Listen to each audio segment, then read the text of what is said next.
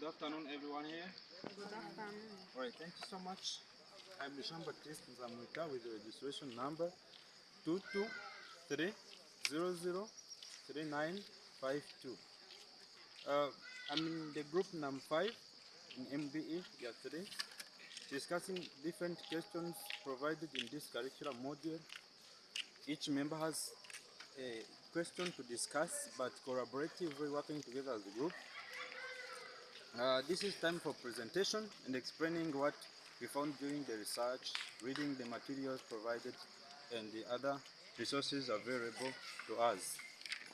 Now I'm talking about question number 1, which is for practical examples describing characteristics of curriculum and how runner-centeredness and flexible curriculum contribute to achieving overall educational goals.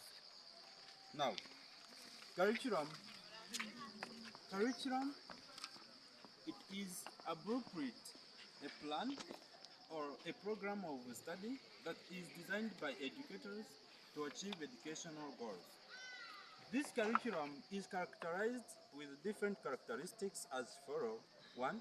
Goal-oriented, continuous, dynamic and evolving, runner-centered, comprehensive, and involving multiple stakeholders, and also it is structured. Yes. These characteristics, looking their brief description, goal-oriented curriculum has aims, objectives to achieve, means what the learner has to learn and achieve at the end of program of study. For learner-centeredness, the curriculum is designed with the focus of need, interest and ability of learner to make learning relevant and coherent. Comprehensive curriculum is designed to acquire the learner with a huge skills, knowledge, attitude and values for holistic development, personal, social and national development. Flexible curriculum is designed so that it is easy to adjust about the different learning styles, teaching styles, learning environment and student needs. For structure, the curriculum is logically structured. It is well prepared, it is well ordered so that education follows the coherent means from simple to complex, but making sure that it is well equipped to the learner. Culturally relevant. It does not despite the cultural norms and values, but it is designed so that the learner will learn the module, but reflecting about the cultural norms, values, and behavior. Involving multiple stakeholders. Education cannot be achieved and be effective if one person carries the whole role, meaning that it should be there that many stakeholders, many partners, teachers, students, readers, and community, also non-government organizations who are contributing together, putting their efforts, making the education meaningful. For this continuous, as we said, curriculum is designed and implemented, but there is what we call ongoing planning, updating, making sure that learning and structure is on response to the technology advancement and another societal changes. Now about the contribution of learner-centeredness and the flexible curriculum to achieve educational goals. 1. Contribution for learner-centered. As we said that curriculum is about learner-centered, meaning focuses on the needs, interest and ability of learners. This ensures that learning is meaningful for all learners with their ability, meaning that it is inclusive. It supports inclusive education. Also because the learners are learning with doing, participating in activity that prepared by teacher, involving that students will put their efforts, will put their hands on activities, making sure they are familiar with the things they are learning, meaning that it will increase engagement and motivation among learners. About contribution of flexible, not aesthetic, not something that is there to be strict, but changing, adjusting, making sure that it is accommodating to various manner. Means this will allow innovation and creativity. If technology is advancing, innovate. And new things should be added. Yes. Learning methods, teaching methods, and assessments. Those are contribution of flexible and learner-centered. Curriculum should be flexible, should allow learning difference, individual differences, and inclusive education, and also ensure that education quality is improving and accommodating all learners to make learning and education meaningful and relevant. Thank you so much for this. Let me invite another member to continue the question number 2 and number 3 up to number 10 as you are 10 members. Thank you so much. Thank you. Thank you so much. My name is Alice Uwamahoro with registration number 223008623. And I'm going to present about the core elements of curriculum and how those elements work together to enhance effective learning and teaching. In curriculum, we have different elements which include aims, goals, objectives, content, learning experience, and assessment methods. And in those elements, they are subdivided into two parts, the intent ones and the action ones. Those intent elements shows where we are going, and the action ones shows how we get there. In the intent part, we have aims, goals, and objectives. The aims, they are the long-term visions. The long-term visions that aims to show what the learning and the teaching system aims to do. For example, it's fostering how the literate citizens who can critically analyze the global challenge from the learning and the teaching systems. The goals, they show the broad aims of the institution or specific to a certain subject target. They outline what specific school level or program intends to achieve at a certain time. Okay. About objectives are the specific, measurable, attainable, and time-bound of what the students should know or should understand and be able to do at the end of a single unit or a lesson. Those are the ones that are in intent. Then about the action, we have content, we have learning experience, and assessment methods. For the content just outlines the subject matter or the facts or concepts, those theories that are to be taught to the learners. It is the raw material that help the student to achieve the designed objectives. Learning experience, they are those instructional methods or processes or activities or interactions that are designed by the teacher to engage the learners with that content. Then assessment methods, they are the tools or techniques that are used to assess whether learning have occurred. It is the evidence that learning and teaching have occurred. It checks the understandings and what the learners have acquired from the content that delivered. Those are the main core elements of curriculum. Then we are going to see how those elements work together to enhance the effective learning and the teaching. The relationship between those elements, first, objectives drive the content selection. For a given objectives, it is the one that design which content to be prepared so that to achieve those objectives. Then the content dictates the learning experience. The nature or the type of the content is the one which align or which prepare how the methods or practices or the theories to be designed. Then those learning experience also prepares students for assessment, because we have seen that learning experience are those practices, those theories, those are the ones that prepare the learners for the assessment to be taken, to be assessed, to show that the learning and the teaching have occurred. Then assessment validates and defines objectives. After assessing the learners, it shows that the results of that assessment shows that the objectives aimed to be achieved have been achieved or failed.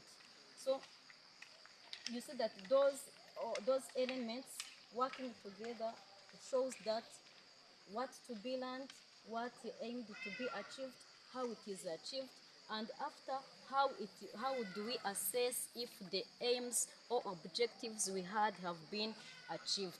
So this is what I have found about the elements of curriculum and how those elements work together to enhance effective teaching and learning. Thank you so much. I'm called Marie Louise Wamaya with leg number 223-018-64-3. I'm going to talk about how teacher can design, implement a lesson by integrating formal, informal, and hidden curriculum, and how do they impact student learning and behaviors. Now, when a teacher stands in front of the class, the learner do not just learn from the textbook. They actually learn from the three important things at the same time: formal, informal, and hidden. In short, let's start by talking about how do that types of curriculum differ. When we say formal curriculum, it is official lesson plan and the textbook. For example, teaching mathematics lesson on percentage and data collection. Informal curriculum is learning that takes place outside the regular classroom hour. For example, school club, sports, and also voluntary support or project. Hidden curriculum, that is those are unspoken lessons. Students learning them just by watching how teacher behave, and also how others treat others, or how the class is set up. Now, by looking on those kinds of curriculum, how do they differ? We are going to talk about how a teacher can apply them, how a teacher can integrate them in a lesson plan. As you know, lesson plan has 5 important parts. It has engage, explore, explain, elaborate, and evaluate. In that phases of a lesson, teacher can integrate those 3 kinds of curriculum: formal, informal, and hidden. In engage and explore phase, where a teacher distribute the real world problem to a student and separate learners into groups according to their difficulties, and those who struggle with those with the strength or strong abilities in the lesson. The learner can learn each other in that groups. In engage and explore phase, it's where the teacher can apply formal and informal. In formal, students can collect the data for their math lesson, while in informal, in hidden curriculum, in that phase, teacher put learners together and also teach them how everyone value another, and also learner feel they belong in the group. While in explain and elaborate phase, the students come back in the lesson and the teacher explain the concept on how they can calculate percentage. In that phase, teacher can apply formal and informal. In formal, students learn how to calculate percentage. while in informal part, listening connect directly to voluntary school clubs, encouraging students to become a good citizen. In evaluation and reflection, it is where we can apply those kinds of the curriculum. We can apply there formal, informal, and hidden, because that is the last part of the lesson where a teacher conclude and end the lesson.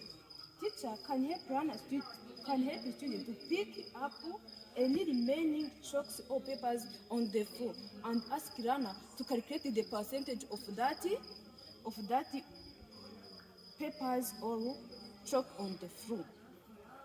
Hidden curriculum in this part can be applied by cleaning the floor with the student.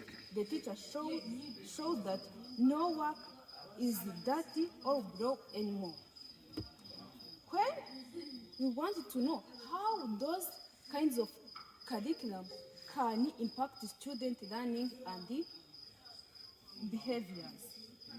Those kinds of curriculum can impact the student learning as the student get better understanding. Are we together? Yes. Can impact the student learning where the student get better understanding of the concept. When the student know the concept well, understand the subject, they can use those knowledge in solving real-world problems. And also it can impact student behaviors. For example, your values. Students learn good behaviors by watching others, by watching how teacher behave, by watching how other people treat others. And also, students can learn. Good evening, my name is Chris Mohere with leg number 22 30 19 760. I'm going to talk about hierarchical and functional relationship between different curriculum documents from National Curriculum Framework to Classroom Lesson Plan and how work together to promote learnings. First of all, you think of a curriculum as or like building a house. You can't buy a brick and go starting without master blueprint, architectural drawing, and the construction schedule. The last one we did task activities. In education, these levels work together to ensure that what students learn in a classroom fits to bigger picture of national goals. The number one is curriculum framework. This highest level document, it is created by Ministry of Education. It highlights the values, visions for all students national-wide. It dictates why and what education is all about. The next one is subject syllabus. This one broke down specific subjects like mathematics, science, and history for specific subject targets. It ensured that fourth grade math teacher in one region teach the same content in fourth grade of another teacher in another city. For example, here you can meet the national goal of data literacy, like the fifth grade math syllabus, explicit mandate. Students will learn how to collect data, calculate mean, median, and mode, and display result in a bar graph. The third level is the scheme of work. Yes. Scheme of work, this is a school level or district level document that takes the syllabus and map into a closed school year or term.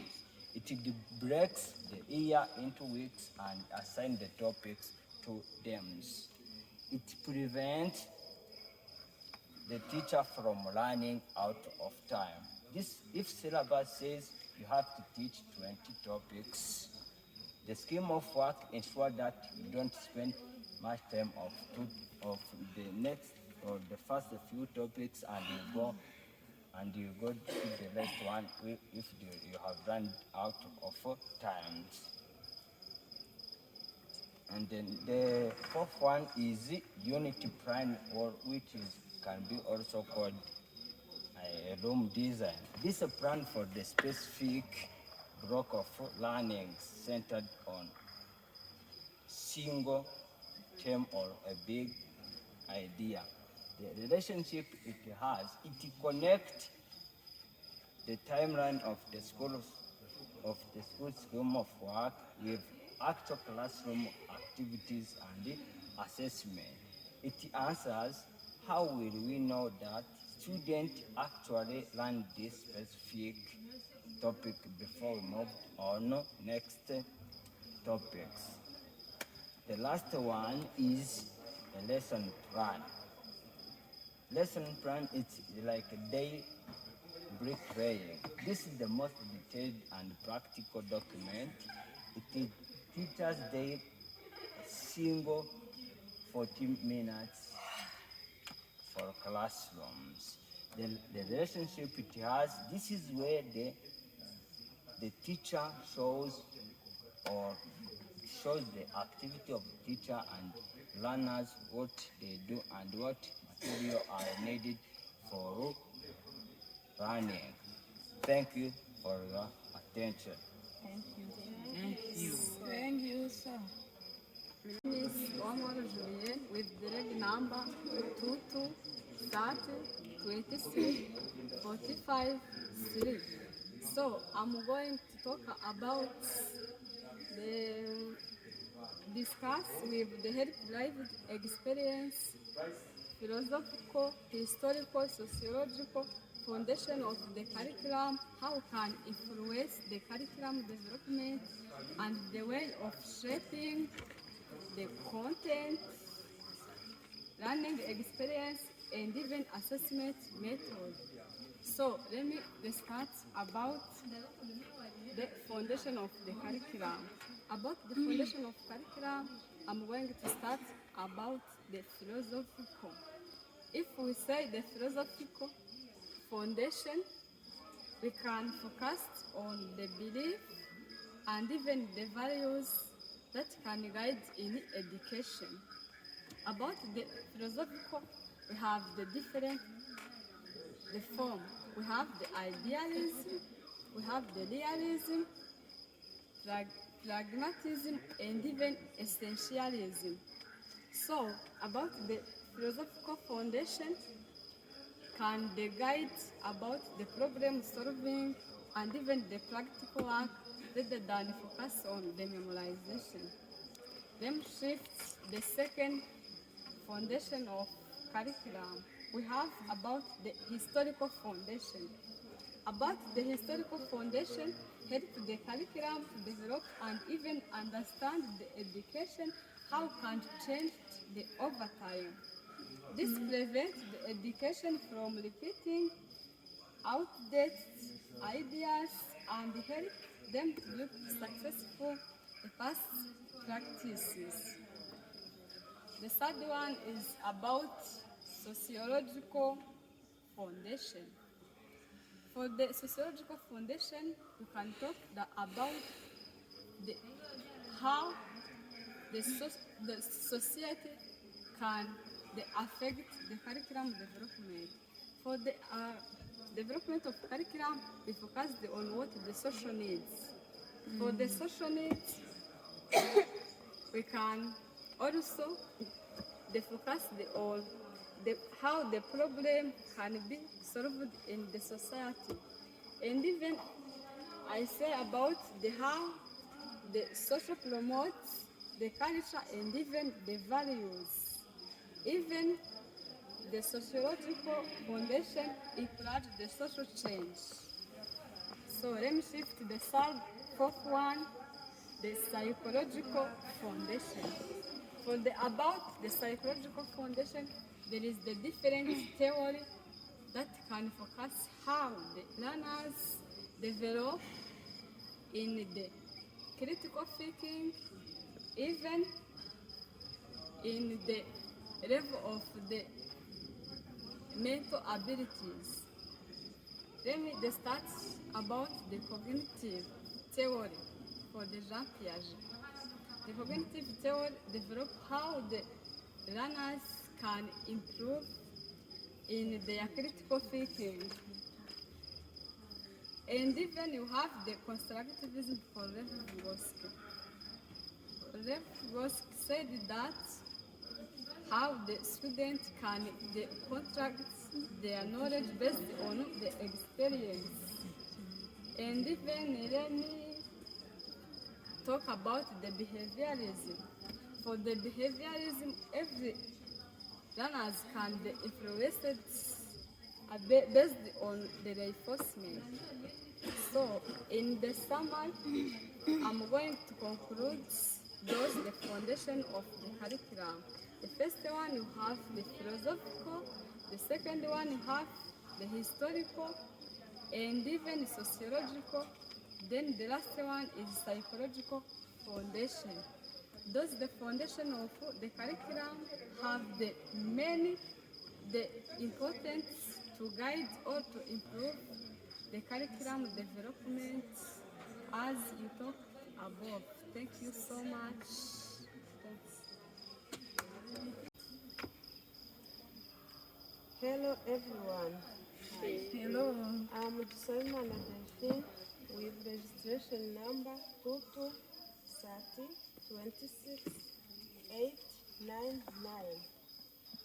I'm going to present question number 6, which is to discuss the extent to which phase of curriculum development along with the process of curriculum implementation and evaluation work together to ensure the effectiveness and continuous improvement of an education program. Here we are going to talk about first on phases of curriculum development. We have 4 main phases of curriculum development. The first one is curriculum planning. The second one is curriculum design. The third one is curriculum implementation. The fourth one is curriculum evaluation. Let's start with the first one. For curriculum planning, we have 2 main points. We are going to talk about for need assessment.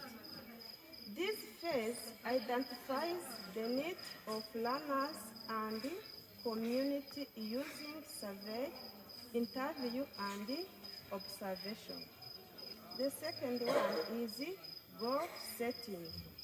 Here, set clear goal, measurable according to the learner's need. The second phase of curriculum development is curriculum design. In curriculum design, teacher and planner prepare content, teaching methods, and assessment methods. For curriculum implementation, the curriculum is put into action in school.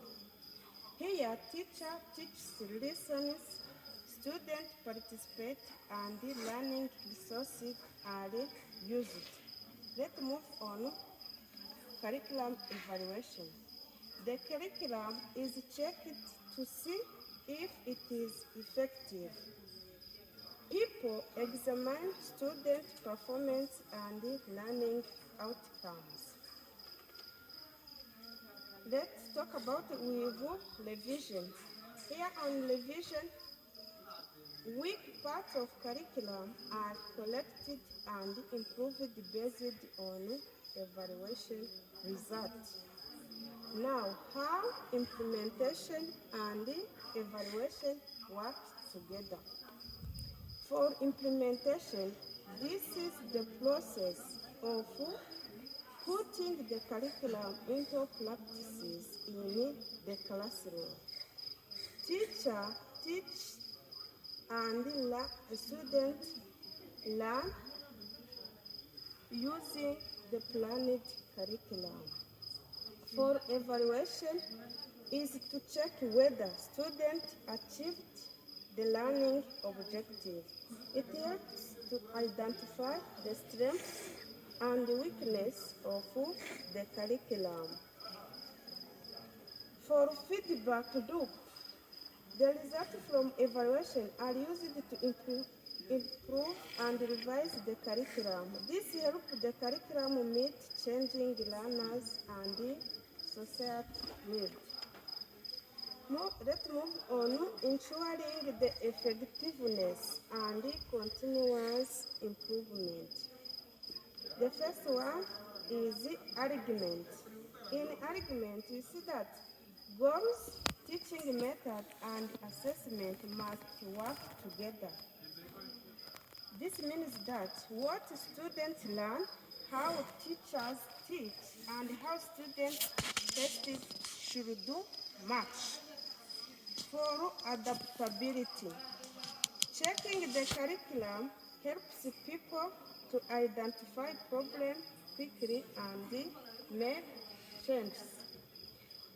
For stakeholders' involvement, teachers, students, school administrator, and the community give idea and opinion to improve the curriculum. The last one is sustainability. Continuous revision helps the curriculum remain effective. As conclusion, phase of curriculum development, 4 continuous cycle and planning, action and reflection. Thank you for your kind attention. Thank you, Madam. Thank you. Good evening. Good evening, Miss. My name is Soranjwa Maria. My registration number 22301679.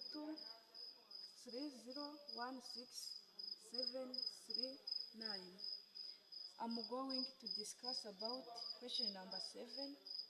Says that to describe the process and the dynamics of curriculum implementation, including teacher preparedness, learner characteristics, school environment, stakeholders, and resource availability.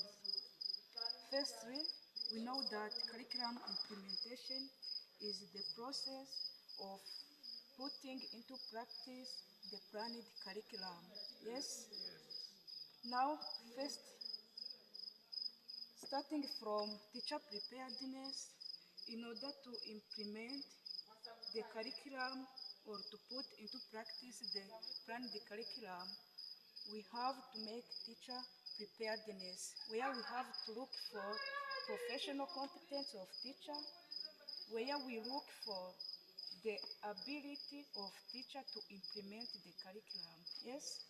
The second one, the attitudes and the motivation. Teacher should be motivated in order to implement or to get preparedness for implementing the planned curriculum. Another one is continuous professional development. We know that CPD is very important for teacher, where they trained how to implement different curriculum that they have planned. The last one for teacher preparedness is instructional planning. If teachers are probably trained or unsupported, curriculum delivery becomes effective regardless of how well the curriculum is designed. As we know, teacher is the one or the first to implement the planned curriculum. If this fails, the implementation of curriculum will also fail. The second one, let's go on resource availability. In order to implement the curriculum, design of the curriculum into practice, we have to look for the resources which are available in order to support the implementation of the curriculum. The first one, there are physical resources. For example, we can't implement the curriculum without schools or classrooms, without desks, without chalkboard, without textbook, whatever and ever. Another one are instructional materials. Others are financial resources to support the teaching and learning activities. Others are human resources which are very crucial, where the qualified teachers, support staff, counselors, and administrators should be contribute to effective implementation. The third one, I'm going to move on, learner characteristics. As we know, learners are the one to learn. To mean that in order to implement the curriculum, we should look on learners, where we have to know that learners learn in different ways and in different situations. They have different ability of levels and learning style. So that in order to implement the curriculum, we should include all different methods for teaching that will support all learners in order to satisfy the learner individual differences. Another one is the motivation and the attitudes. Learners also should be motivated to learn, and they should be helped to develop different positive attitudes toward their learning.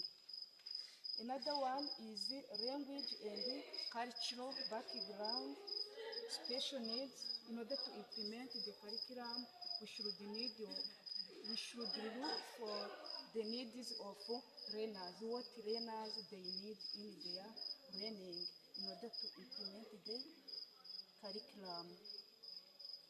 Effective curriculum implementation therefore requires the learner-centeredness approach that addresses these differences.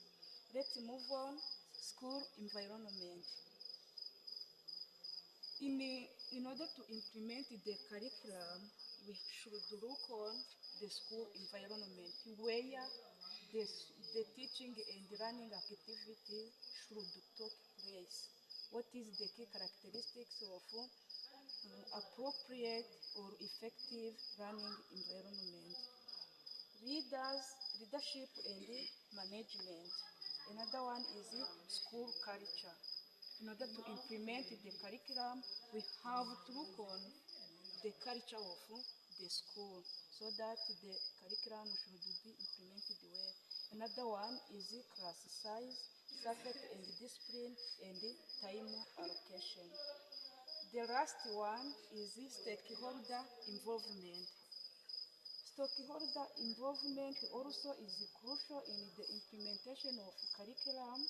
As we know, the stakeholders are the other supportive that take part in the implementation of curriculum, like parents and guidelines, school administrators, government and education, non-governmental organization, and others.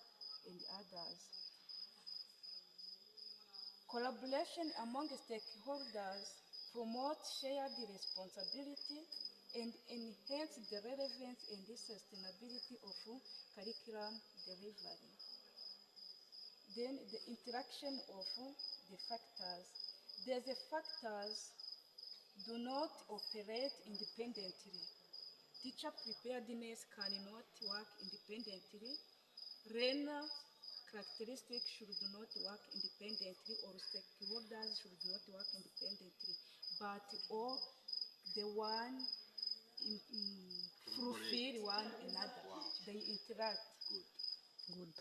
As a conclusion, effective curriculum implementation depends on the coordination among those Yes. teacher preparedness, learner characteristics, learner And the collaboration. teaching environment, and the involvement of the stakeholders. Thank you very much. Good evening. Good evening. My name is Gadansa Mukashaka. My registration number is 22 30 26 952. Then I'm going to talk about on question number 8, which is using relevant example, discuss the different types of curriculum design can be evaluated in terms of their relevance and effectiveness within Rwanda's educational context, and what factors determine their suitability for current curriculum practices. Then we can evaluate 3 primary curriculum design. The first one is the subject-centered design, learner-centered design, problem-centered design, integrated curriculum design, experience context design. Let us start on first one, subject-centered design. This subject-centered design, it focuses on organization of the curriculum around discrete, traditional, and academics. Then its evaluation in Rwanda, widely useful for preparing advanced secondary students for national examination. It can isolate knowledge into separate silos. Then for the second one,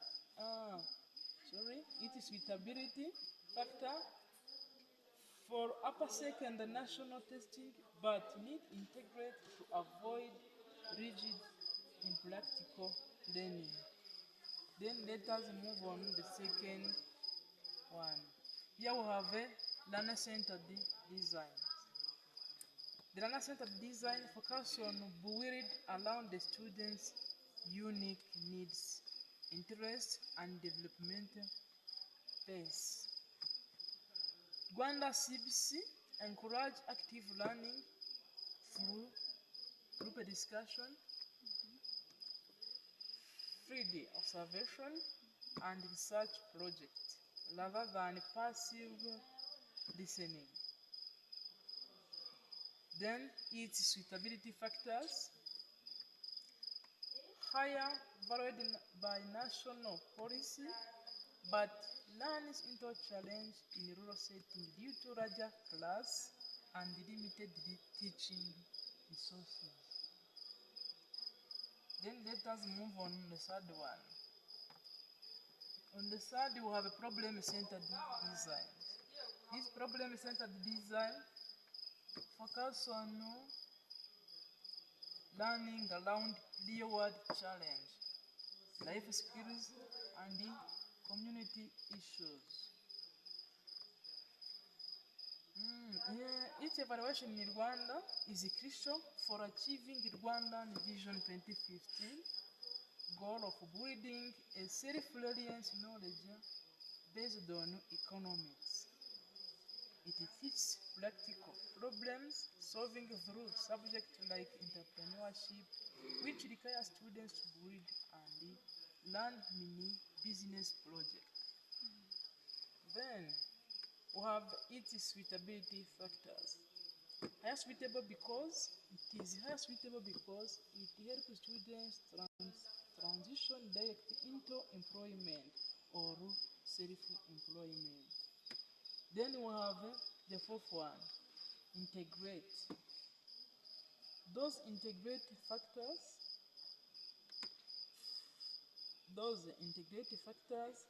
focus on integrating what they have acquired in the class.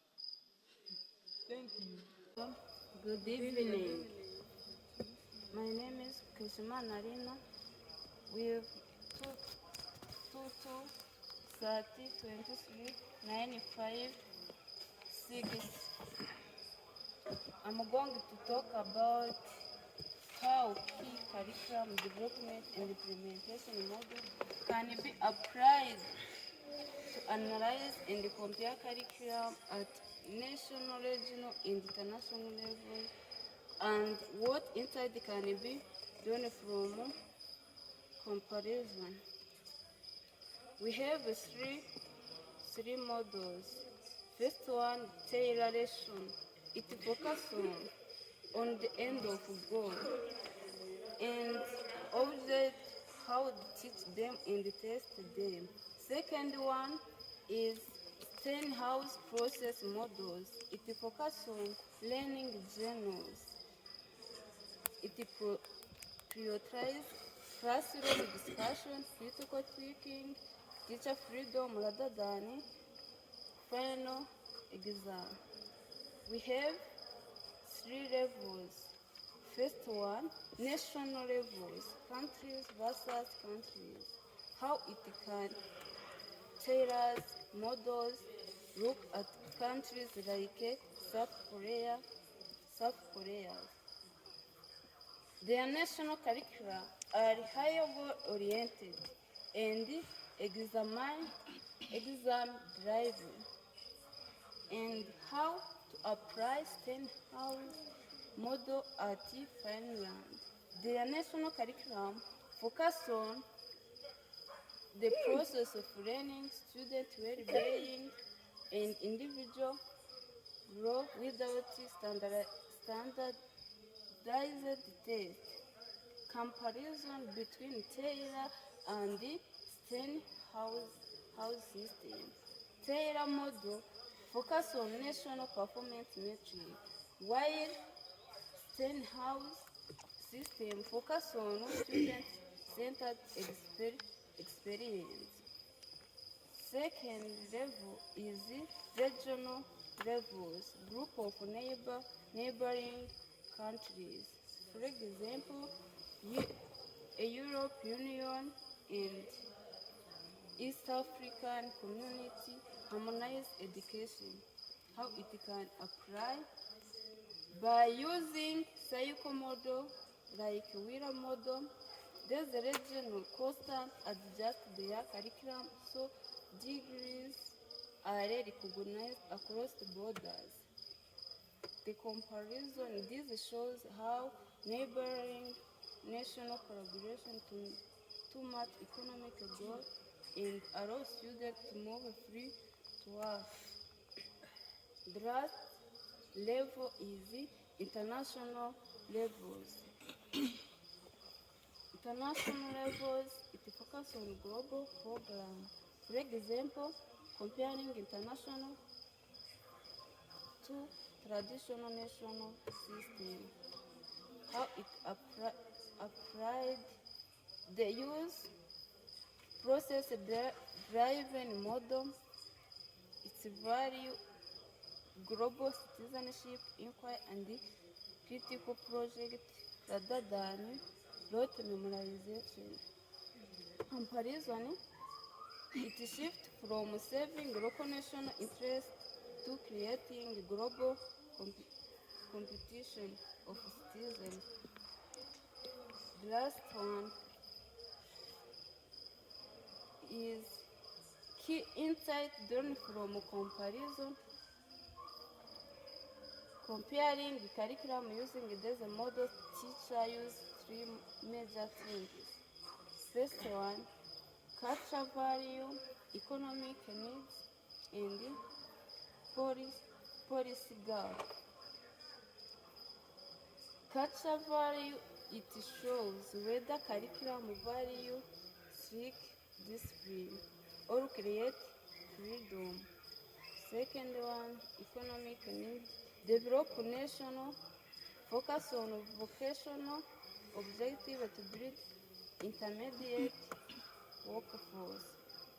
Last one is policy gap, it helps countries see what they are missing. Thank you for your attention. Thank you.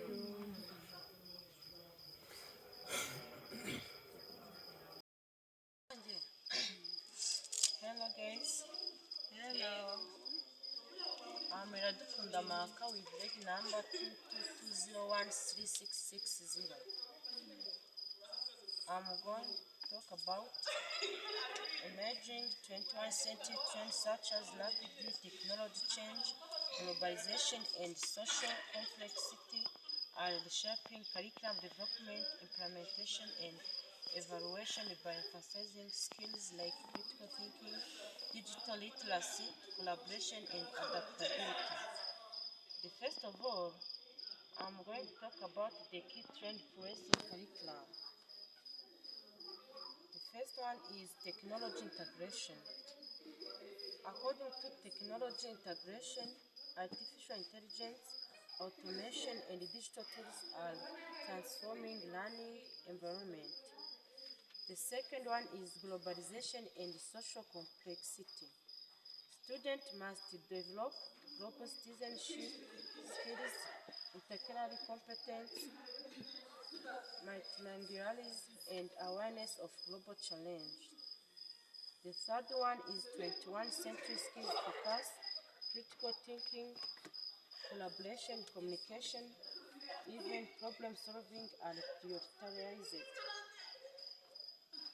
These skills are integrated into interdisciplinary approach like STEAM, science, technology, engineering, art, and mathematics. The last one is equity and access. Inclusive curricula ensuring marginalized group beneficial from modern educational practice. I'm going to talk about the implication for curriculum development. Here I have three aspects. The first one is developmental, implementation, and evaluation. According to the developmental, shift from context-heavy to skills-oriented curriculum. About implementation, technology-enabled, blended, and mobile-first learning. Evaluation, data-driven, and continuous assessment. Amplification for practice to developmental, design flexible competence-based frameworks. About implementation, train a teacher in digital pedagogy and adaptive methods. I'm going to talk about the challenge in implementation. Teacher preparedness requires intensive training in digital tools and new pedagogical strategy. The second challenge is assessment reform. Traditional exams often fail to measure creativity or collaboration, for new models are needed. The last challenge is resources allocation. School must invest in infrastructure, device, and connectivity to support modern curricula. The shift one is amplification for improving educational practice. Personalizing learning, competence-based education, social-emotional learning, and global readiness. About the personalized learning, adaptive technology allows tailor instruction to individual student needs. The second, competence-based education focus shift from set time to mastery of skills. Social-emotional learning recognized as vital for student well-being and resilience. In summary, 21st century demand curricula that are flexible, inclusive, and skills-focused. By embracing technology, global perspective, and innovation assessment, education can better prepare learners for uncertain future while ensuring equity and curricular relevance. Thank you.